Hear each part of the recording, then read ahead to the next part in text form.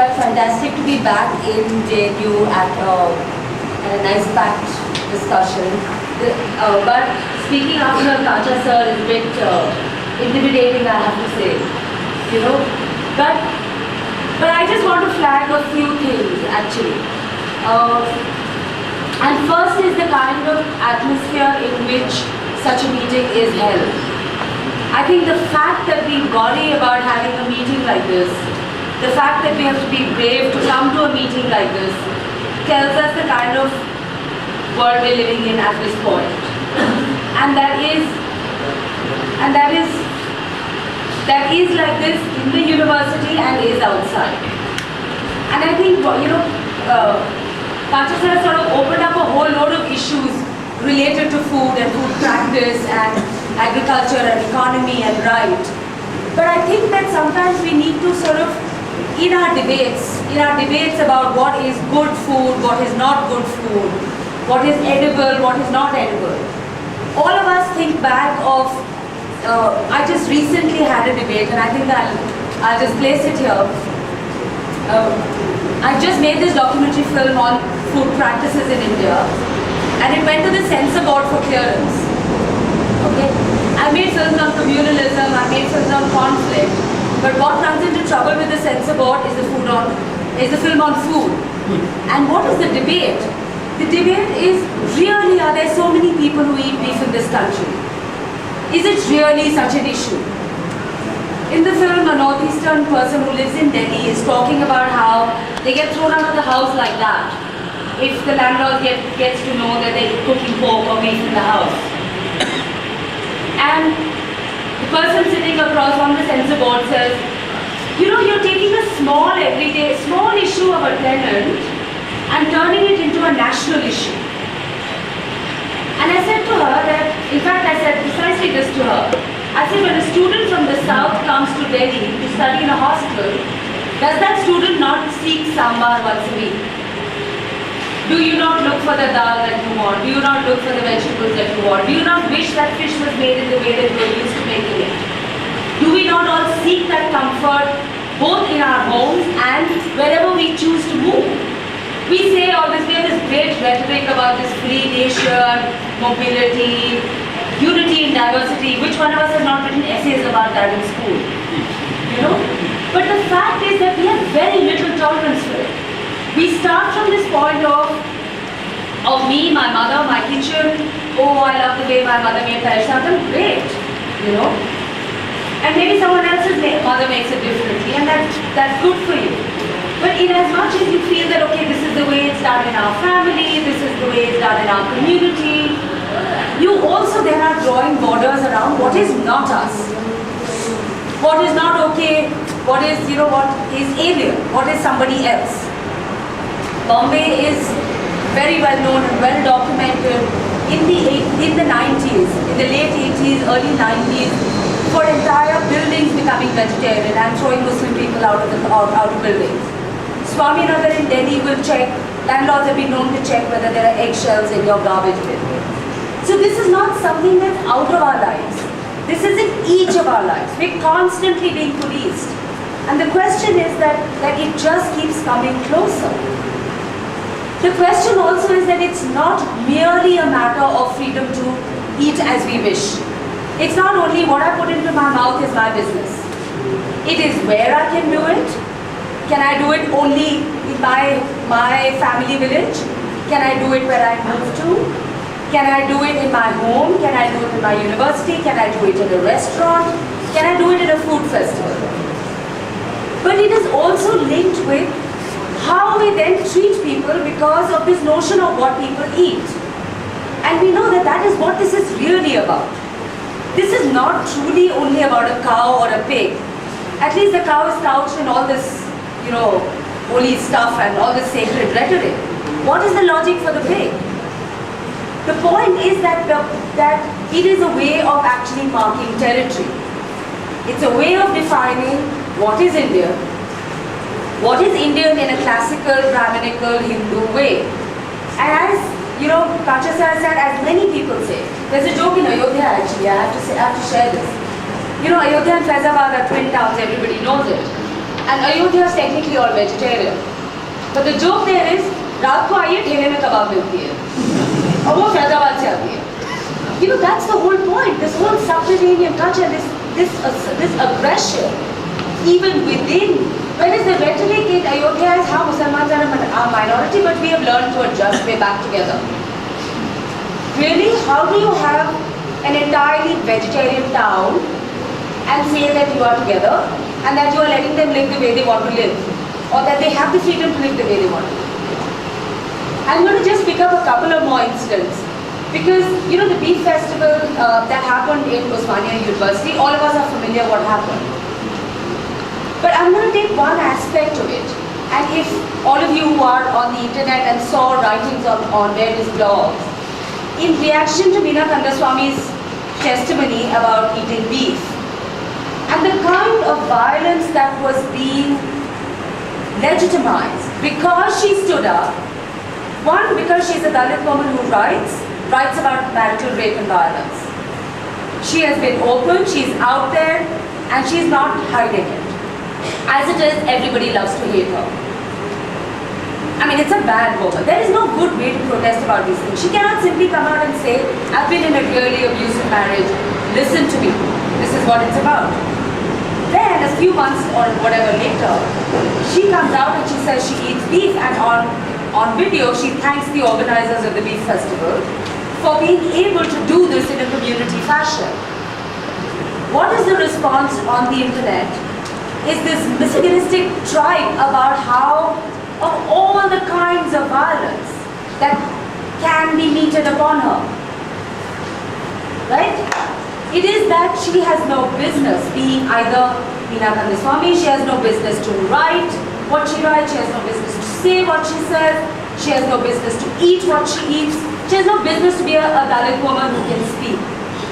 And therefore, like all Dalit women who have dared to speak, she can be attacked in ways that nobody can turn around and say is wrong. If you look at the kind of stuff that is online, it is chilling. And that's what I'm trying to say. This always creeps into our lives in ways that that you can't even imagine, because once you have said that somebody is the other, it is not the mainstream, it is not the Indian, this is not my Bhai Bandhu, this is not the, you know, Kashmir to Kanyakumari kind of vision of India or Samaj or whatever. Once you put someone outside the pale, anything can happen. And I'm going to take another example from Delhi. We are all aware of, again, it's to do with women, it's not terribly intentional, but it's been, these are issues that keep coming to mind. Delhi has of course had this spate of violent incidents against women. And one of the early, this thing of rapes in cars was in 2005 in Dhalakwa, where two northeastern women who stepped out for a meal at night. One of them got picked up and got raped in the car for 4-5 hours. The car drove all around Delhi. It crossed more than 100 police checkposts. Okay? Supposedly nobody ever saw anything happen. Before a single arrest was made, what did the Delhi police do? The Delhi police brought out a guide for northeastern students saying what they should not do.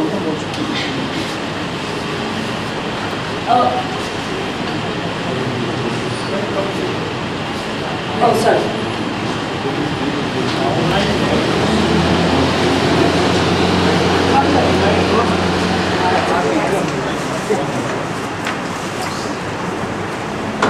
The Delhi police, and I think we really need to look at these interconnections. The Delhi police brought out a booklet saying do's and don'ts for Northeast students in Delhi. It told Northeast students to be less visible as Northeasterners. I don't know what that means. I suppose they're not supposed to wear masks, because really they cannot quite look like many other people from the main. Okay? It also said that they shouldn't wear revealing dresses and walk in lonely by lanes. As though it's okay to walk in a lonely by lane if we're fully clothed, and therefore we would be fantastically safe. But among the 4 or 5 highlights was do not cook smelly foods and create ruckus in the neighborhood. What does that mean? What do we mean by smelly food? For me, that hing ka chonka is delicious. But for you, it may be totally disgusting. Where do we draw that line? And I think into this entire debate of what is okay for us to eat, what we need to do is look inside ourselves and say, why do we have a problem? Yeah, it smells strange. I've never seen it before. Yeah, it smells strange. I don't think I ever want to eat it. Which is a very different statement from saying, nobody should eat it. It's a hugely different position to take. And I think that's really what's happening around here. I'm going to touch upon one other thing. We talked about nutrition earlier in today, and I think that this kind of attack from a notion of what is good food, what is decent, is something that also communities internalize. You internalize what the world thinks is ganda about you. I may think that, I was lucky, or I'm lucky enough to be South Indian but grow up in Delhi and Lucknow. But if I wasn't, I could be a South Indian who's extremely insecure about speaking in Hindi in Delhi, for example. Right? You grow up feeling because everyone will laugh or snicker or something. I mean, similarly about food. In the course of this film that Anand spoke about, where I'm looking at food practices and stuff like that, I was with the Musahar communities. The Musahar communities are in around Bihar, Eastern UP. There's a large population. It's a sort of umbrella name which now most people have dropped the name Musahar and take on titles like Maji or Ojhar or whatever. They are traditionally actually farm labor. Farm labor who is extremely skilled in catching rats in the fields that are in the paddy fields. You and I may be outside that paddy field and thinking, oh, how lovely and green, or kitna chawal niklega isme se. But somebody's got to go in there and see that the furrows in which the rats get smoked out, caught and taken away from the fields. Because else, neither will they have anything to sell and neither will we have anything to eat. So there's a whole load of, there's a skill, it's an occupation, it's also a dietary practice, that they eat the rats from the field. But how are they vilified? And the process of Sanskritization has really done that. That people are actually feeling like, oh God, hum log tab chuhe khate the, ab hum nahi khate. Because it's that shame that has also been brought about by this kind of policing, where your skill is not valid. Your lifestyle is not valid, what you eat is not valid, but your poverty will not allow you to do anything more. Nutritionally, it has been proven that snails and rats and various other things actually have the same kind of nutritional value as chicken. But you try saying that in any Bhadro Samaj, you can't have that discussion. When I was like, oh God, rats, they're so disgusting. But really to somebody who doesn't eat chicken, chicken could be as disgusting. What is that notion of disgust where we can ban it so easily?